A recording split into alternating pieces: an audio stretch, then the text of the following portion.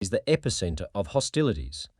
Kupiansk under siege, the thunder of war raged around Kupiansk, turning this city in the eastern Kharkiv region into the epicenter of hostilities.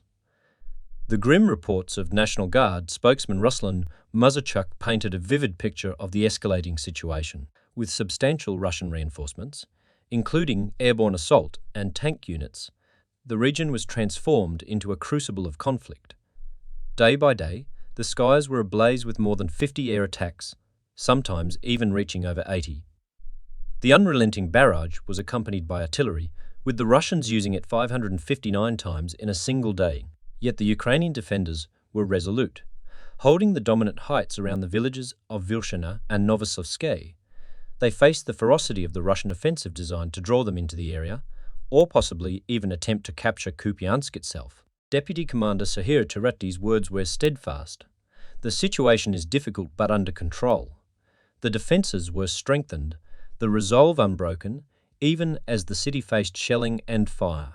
In the midst of the chaos, the human cost became increasingly apparent. Acting head of Kupiansk District Military Administration, Andriy Konashevik, lamented the growing toll on civilians, calling out the cynical and indifferent acts of Russian terrorists. The battle for Kupiansk was a microcosm of a larger struggle, where every hill, every village, every soul stood on the front line of a war that showed no signs of abating. Stalemate in the south. Heavy combat with little ground gained.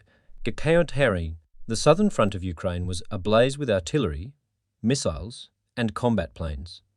It was a theatre of war, where both sides clashed with ferocity, yet little territory changed hands. From occupied Zaporizhzhia, pro-Russian officials reported massive strikes against Ukrainian frontline positions. Guided bombs rained down on Ukrainian manpower and ammunition supplies, creating chaos near the towns of Orikhivi and Huliapol. The Ukrainians, undeterred, continued offensive operations near Verbov, trying to break through Russian lines. A game of deadly chess was unfolding, with both sides maneuvering, attacking, and countering. Russian forces retaliated, hitting Ukrainian troops at various points along the front lines. The situation remained tense, with claims of heavy losses on the enemy's side.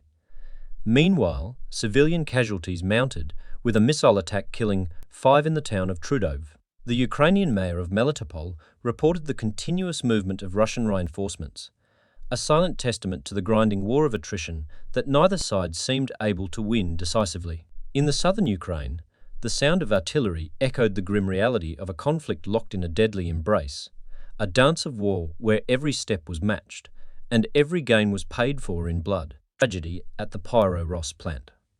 Director detained. The Pyro-Ros industrial plant in Syzhiv-Pozade lay in ruins, the aftermath of a massive explosion that shook the very foundations of the city. As investigators sifted through the debris, the human toll became clear. 12 missing, 60 injured, and 1 woman dead. The Russian Investigative Committee moved swiftly, detaining the technical director of the Pyro-Ros company.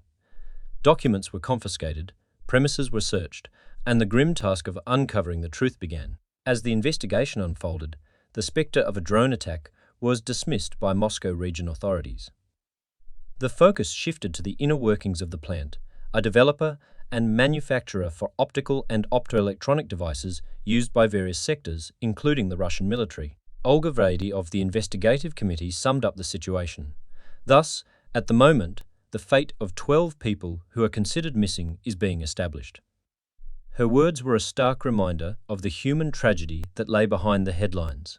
The explosion at the Pyro-Ros plant was not merely an industrial accident.